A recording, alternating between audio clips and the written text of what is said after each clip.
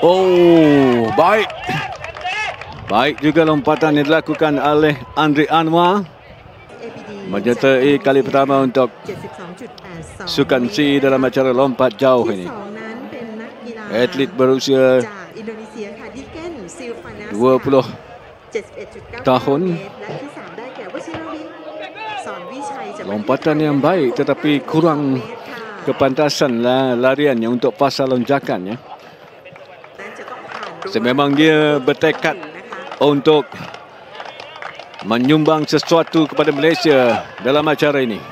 Oh, cantik lompatan. Walaupun dia agak kecewa sedikit. Saya faham bahawa lompatan itu sudah baik, tetapi jarak itu masih lagi dia tidak berpuas hati.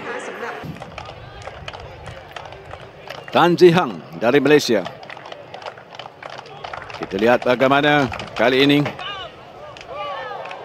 Agak baik juga lompatan yang dilakukan, tetapi mungkin catatannya lebih kurang dengan lompatan yang pertama dan kedua tadi.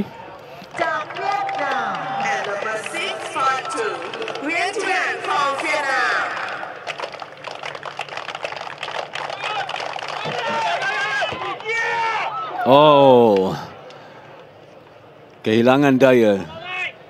Walaupun boleh dikira.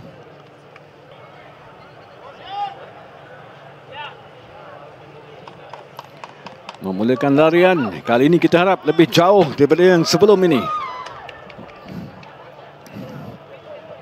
Tetapi dibatalkan pula. Pelajar Universiti Putra Malaysia ini. Jago lompat kijang kita sebenarnya.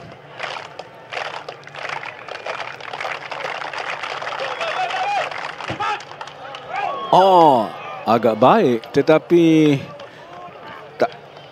oh, dibatalkan pula. Sayang sekali. Kalakan diberikan kepada atlet Malaysia ini. Oh, dia sekali lagi batal. Anda mungkin boleh melakar kejutan dalam acara lompat jauh. Untuk lompatan yang terakhir ini, kita perlukan dorongan yang kuat. Kita harapkan Andre Anwar dapat melakukannya. Bagaimana lompatan kali ini? Oh, dapat ataupun tidak? Mungkin lebih kurang saja dengan lompatan tadi.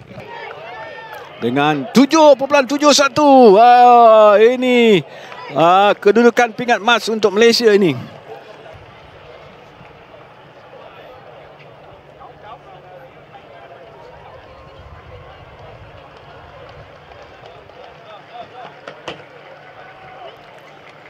Juga tidak dapat mengatasi catatan terbaiknya 7.38. Berdasarkan kedudukan sekarang 7.25 saja. Berdasarkan kedudukan sekarang